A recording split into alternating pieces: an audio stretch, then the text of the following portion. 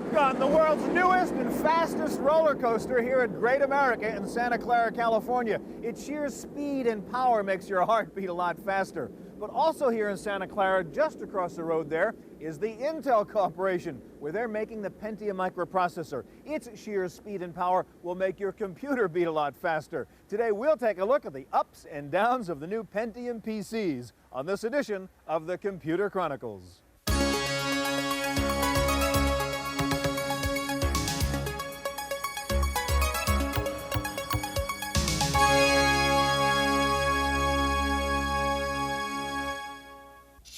Computer Chronicles is brought to you in part by Intel, microprocessor technology for the software of today and tomorrow. Intel, the computer inside.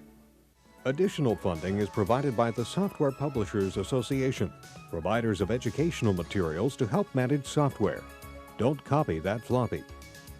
And by Hewlett-Packard, Personal Computer Division.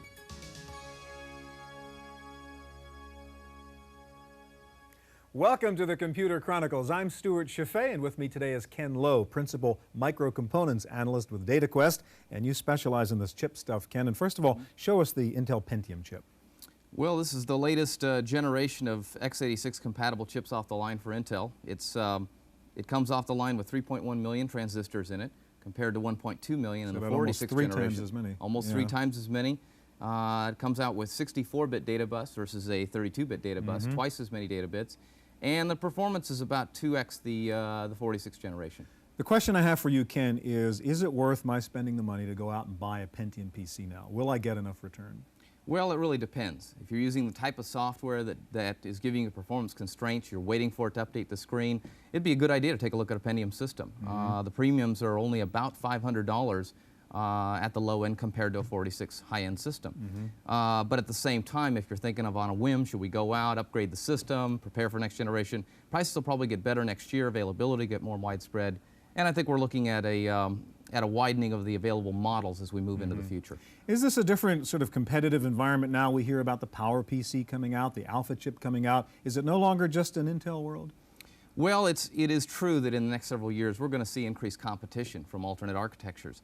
However, there are issues with adopting a new architecture that takes you away from the current base of compatibility, which comes through the software that works with the architecture, and into a base of compatibility that uses the operating system to keep you away from the architecture. So there might be a risk. There might be a little bit of risk. Okay, today we will look at several new Pentium-based PCs from Gateway, ALR, Compaq, Acer, AST, and Hewlett-Packard. We're going to start with a visit to the Intel labs in Santa Clara, California, to see where the chips are made and to get a first look at their processing power. The Pentium processor is fast. In fact, it's over twice as fast as the fastest 486. Graphics-related computational intensive tasks are where the difference really shows. The reason for all this speed is the Pentium superscalar architecture. It has 2 integer units on one chip, allowing software instructions to flow down 2 pipelines at one time. This chip-level parallel processing is combined with a branch prediction unit. That branch prediction unit allows the chip to guess ahead of time what the software is going to do. And it turns out the chip is so smart it guesses correctly about 80% of the time. So we get about a 25% performance speed up right there. Manufacturing takes place in a clean room environment, utilizing 0.8 micron technology. With the 486, we got 1.2 million transistors on a single piece of silicon. With the Pentium chip, we're using 3.1 million transistors. And so it really took a lot of work from a manufacturing standpoint to lay all those transistors down on a single piece of silicon and to be able to put it into high-volume manufacturing. Orders for the Pentium are already outpacing Intel's sales projections. One reason for the early acceptance of Pentium in the marketplace is software compatibility. There's been a lot of words said about our competitors and their RISC chips and their attempts to come after the mainstream personal computer market. But the bottom line is that they're starting from zero in terms of a software base, and they're trying to build up. And the Intel architecture and the Pentium chip runs all 50,000 of those software applications and runs it at full speed. So we don't really see the RISC chips as being much competition in terms of the mainstream personal computer market. Multimedia users and application developers hungry for more power are natural market niches for the Pentium, in addition to single and multiprocessor servers. That customer base will expand as Intel continues to develop new versions of the Pentium. Over time, we expect to be able to move the Pentium processor into the entire range of personal computing, and for that matter, all of computing, mainframes, handheld machines, you name it. And to do that, we'll have to do specialized versions of the Pentium chip. So there'll be versions that are very, very low power, aimed at portables. There'll be versions that are very powerful, aimed at servers. And there'll be a variety of different Pentium processors right at the mainstream, aimed at the personal computer market. For the Computer Chronicles, I'm Jonelle Patterson.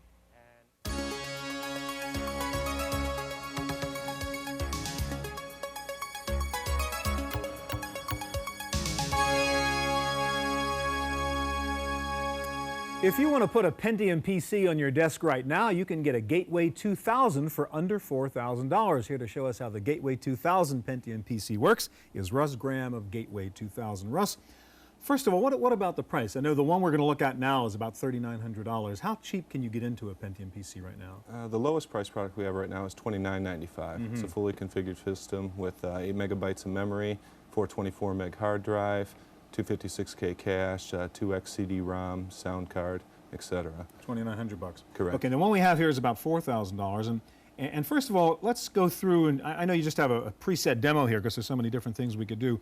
We were talking before about what kinds of applications the Pentium power is really worth it, and run through some of the environments, some of the applications in which you really need this kind of speed. Okay. What I think is really beautiful about the Pentium is that the product itself can run all of the software that's been available out in the market today. And then you have the very high-end applications that it has a built-in power for.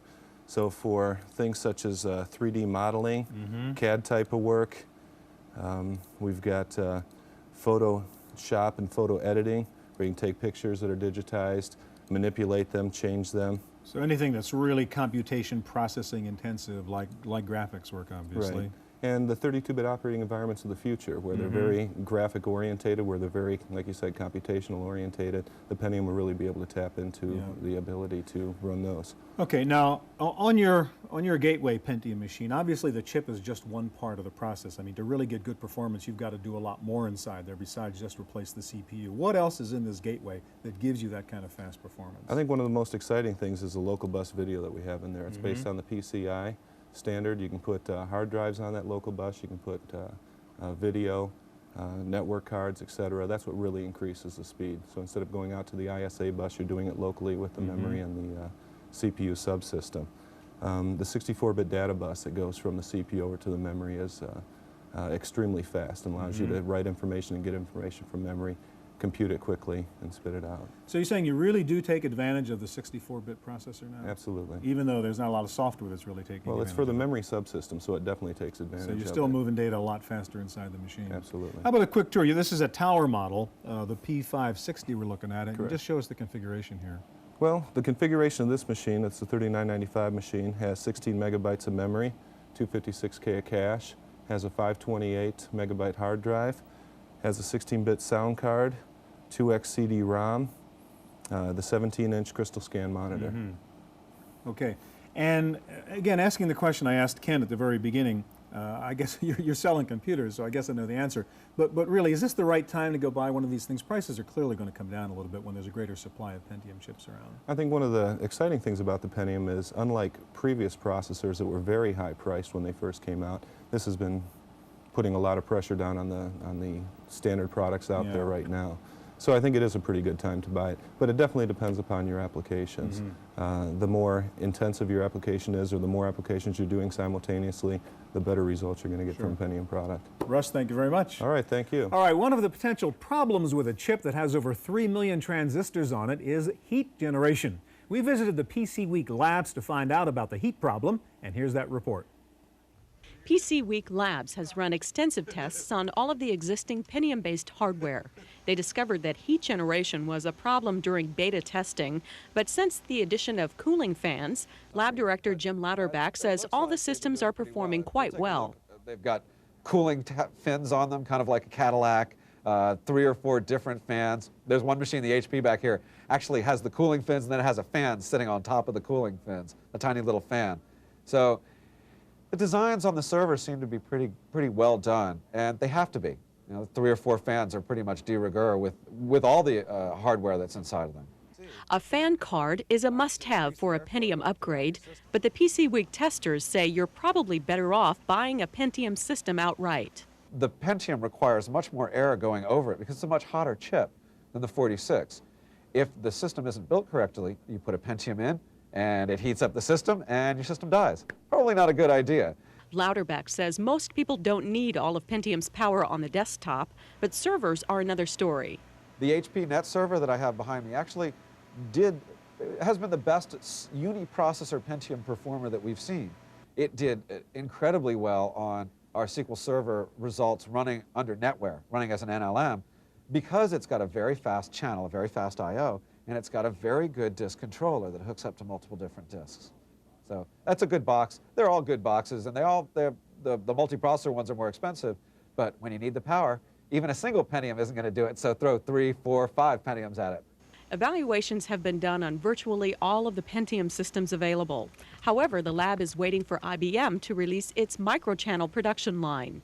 It looks like it's going to be a real screamer, too, from the beta machines that we've looked at. IBM also, in their Ambra line, has a 2 Pentium server that we're just starting to take a look at. So no results there yet. We've looked at an NEC server that did real well. We've looked at Zenith, a couple of Zenith boxes that they were all right. They were kind of mid-level. They weren't as expensive, but they performed adequately. And we looked at a couple of ALR machines that were all right as well. For the Computer Chronicles, I'm Jonelle Patterson.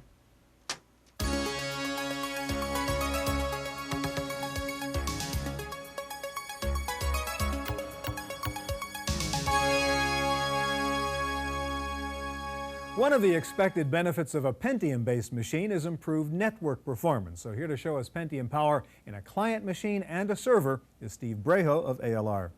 Steve, let me back up and take a look at the monitor here on your ALR Evolution machine. And I take it this is a demonstration of the processing power you're getting out of this Pentium. That's right, Stuart. We have Windows NT running on this particular machine. You can see the multi-threaded operations running, the different boxes doing their own thing on their different windows. All right, so there's lots of computation-intensive applications going on simultaneously, as you say here, the multi-threading. Explain the architecture inside the machine that's allowing you to get this maximum power out of the Pentium. Okay, to that we'll go into this graphic. What we have is the Pentium processor here in the middle being fed literally on reads and writes out of a very large cache, 512K, at 64-bit transfers. To pump that data to the bus architectures, both an ESA bus and a VL bus, we use an intermittent funnel, 64-bit data funnel. This is how we achieve high throughput of data processing. Now, what are the basic objects you're trying to accomplish in the architecture underneath the Pentium? Okay, to do that, I'd like to go over here and show you the actual items. So this is your server model? That's right. This is the Evolution 5Q. Over here on the left, we have the Pentium processor. Comes in 60 or 60 megahertz clock speeds. The 512K cache that is very important in a Pentium design is located here. The high-performance memory subsystem to the right are 64 megs of memory, 16 megs is standard, 1 gigabyte is the maximum on this particular model. We have in the upper right-hand corner the 10 ESA bus slots. The top 3 have the Visa VL local bus slots. So you see in this system we've covered all of Intel's must-haves. 64-bit bus, the high level 2 secondary cache, a high-performance memory subsystem, and VL bus capability. So that's got to be the whole picture to get that Pentium really cranking at its max. That's right. All right, let's go around the front here, and can you show me the front of the box here? Okay. In the front of the box, we really have quite a bit of expandability. At the top, I have 2 3.25, 3.5-inch drive bays. Below, I have 11 5.25 drive bays.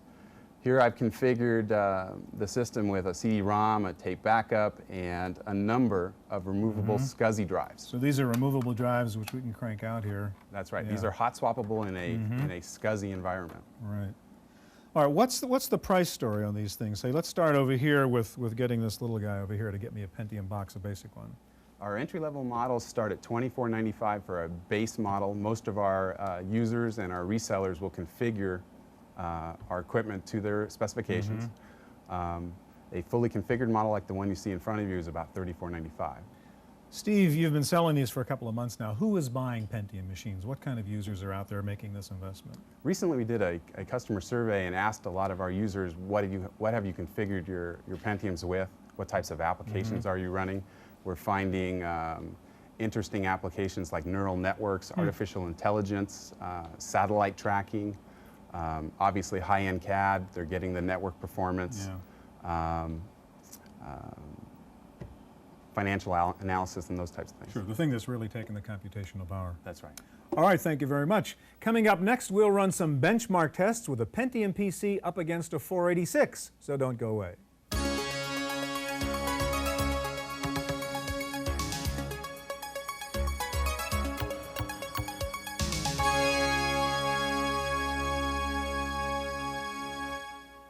The key, of course, to buying a Pentium PC is getting improved performance. But how much better is a Pentium than a good 486? Here to show us is Ron Olfers of Compaq. Hi, Stuart. Ron, first of all, what are the two machines we have here? What we're showing, Stuart, is a Compaq Desk Pro family. On the right is a Compaq Desk Pro 48633. On the left, the Desk Pro 566M, the Pentium product from Compaq. On the right also, just for clarification, is a 17-inch 1024 monitor and the QVision 200, the new monitor on the left. Okay, so that's a 48633. This is a Pentium 66. Right. All right, now let's take a look at this board. Now, I understand because this is a modular design, if I wanted to, I can upgrade this by putting in a board that has the Pentium processor on it, which would be a board like this? That's exactly correct. All right, and what's on here? What we're looking at is the processor board for the Desk Pro M. On the right, you'll see the Pentium processor along with its fan complex. The Pentium processor sits just under the fan. Moving to the left, you see the 256K of second level cache. That's this guy in the middle here. In the middle, and we can take this off because it can be installed easily by the user. Okay. Moving further to the left, you see the 8 megabyte of standard memory or 16 megabyte, which is on the back side. Okay. Notice also the SIM sockets are there. So you can carry up to 144 megabytes of memory right on the system board. Okay, can we look at the back of the board, see the rest of the memory, and also explain what you have as you call it Triflex architecture. Right. What does that mean? Triflex architecture actually started as flex architecture in the 386. We actually separate the memory from the processor bus in order to get higher performance. And is that the 3 chips you have here? That's the 3 chips here plus the 4 address buffers. And what we've done with that is designing our own chipset for the Pentium, we make use of all the performance and features that are in there. The biggest one is to make sure, as Stephen said, to keep the Pentium processor full, and we do a 128-bit path of memory, along with things like looking at algorithms to understand what the next instruction cycle may be. Let me ask you about the heat question again, and you showed me the fan sitting in front of the Pentium, and you've got these sort of cooling devices here. What are you doing with these things? What we have are the 560 Pentium and the 566. On the 560, we can cool it very adequately by using a passive heatsink. So the 60 megahertz chip takes that guy to uses cool a passive off. heatsink. What we've done when we designed the Desk Pro M back in 1990 and early 91, we knew that it would have a Pentium in it. We designed it for that.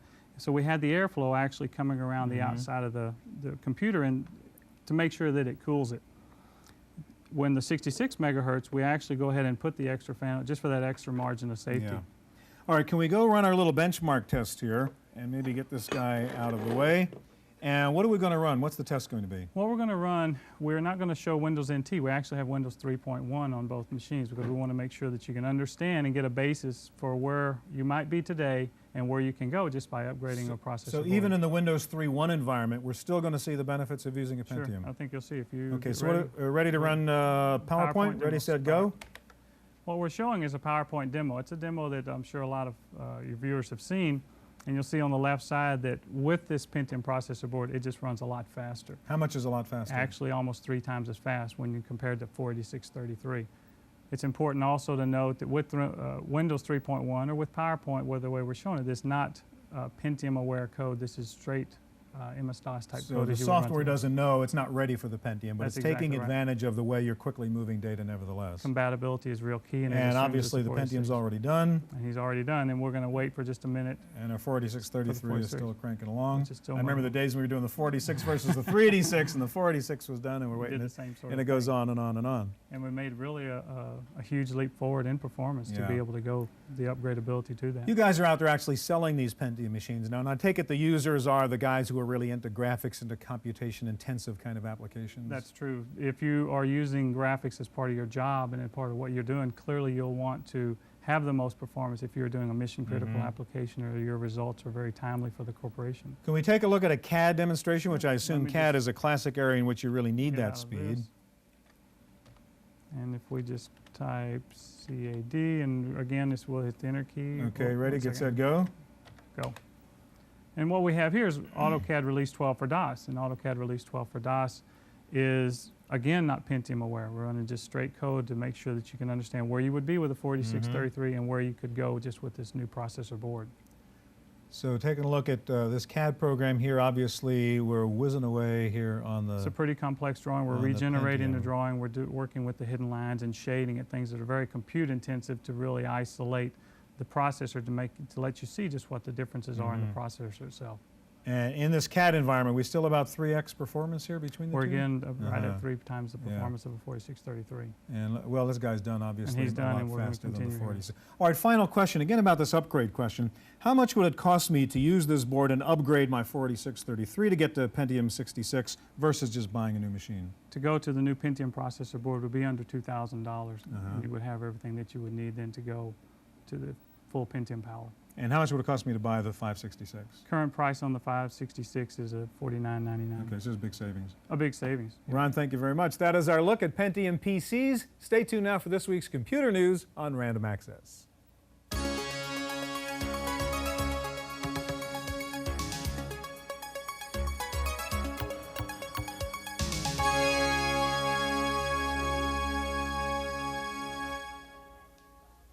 In the Random Access file this week, Intel has announced the first round of price cuts on the Pentium processor. The company says prices will be cut up to 18% in the second quarter of '94. Intel says quick adoption of the Pentium processor by more than 100 manufacturers has led to the quickest ramp up in Intel history and the ability to move into high-volume, lower-cost production. Intel predicts that Pentium machines will account for 15% of the PC market in 1994. The company also announced a 15% price cut on 486 chips. Dell has announced a new line of Pentium-based PCs, the Omniplex 560 and 566. Dell says these are mission-critical computers with the most advanced features available, including PCI architecture. The new Dell Pentium machines will start at $3,499. Compaq says it is getting out of the printer business. The company announced it will no longer sell its PageMark brand of printers, but will continue to provide support for current users. Computers are coming to the rescue of the nation's healthcare system. The National Electronic Information Corporation has announced a new online network for linking healthcare providers and health insurers. The Healthcare Information Network was launched this month in 13 states as a first step toward nationwide implementation. The company says the new electronic link for the healthcare system will improve efficiency and reduce administrative costs. IBM has announced delays in shipping the new version of its PS2 models 76 and 77. The company says there are problems with a specialized memory chip. And IBM has now resumed shipment of the ThinkPad 500. The notebook computer was pulled from the market last month because of battery problems. IBM has replaced the older batteries with new nickel metal hydride batteries. If you bought an earlier model ThinkPad 500 and want your battery replaced, you can contact IBM customer service at 1-800-426-7244. Despite its problems, Dataquest says that IBM is #1 in market share in personal computers with 13.6% of the PC market. That's up from last year. Second is Apple with 11% and Compaq is third with 10%. NEC and Dell came in fourth and fifth. If you're a Unix user and would like to run Microsoft Word or Excel, a company called Quorum has just announced a new low-cost package that gets you either program for only $299. Up until now, Unix versions of the Microsoft titles have cost more than $1,000. The Quorum package comes bundled with the Equal Application Adapter, which transparently rehosts Word and Excel to run on Sun, Spark-compatible, or Silicon Graphics workstations. If you love the movie It's a Wonderful Life, you can see it now on your computer. A company called Kinesoft has released a CD-ROM version of the holiday classic. The 2-disc set comes with the complete movie plus a gigabyte of additional information, such as the full shooting script, film reviews, a trivia game, audio interviews, and more. The movie disc set is being distributed by MicroProse. It runs under Windows and lists for $79.95. Finally, a report funded by the National Science Foundation says American schools are not making good use of personal computers. While 99% of American schools have computers available to students, the NSF study said the schools are using outdated hardware and that teachers are not being given adequate training. The study found that Austria, Japan, and the Netherlands all had better computer training programs for teachers. That's it for this week's Random Access. For the Computer Chronicles, I'm Janelle Stelson. Computer Chronicles is brought to you in part by Intel, microprocessor technology for the software of today and tomorrow. Intel, the computer inside. Additional funding is provided by the Software Publishers Association, providers of educational materials to help manage software. Don't copy that floppy. And by Hewlett-Packard, Personal Computer Division. Video cassette copies of this program are available. Computer Chronicles also publishes a companion newsletter containing details on products demonstrated and information on program topics. To order a video cassette or a newsletter, call 1-800-799-4949 or write Computer Chronicles. Please specify program subject for tapes. All orders include a free software program for auditing software use and information on the definitive guide to keeping your organization's software legal.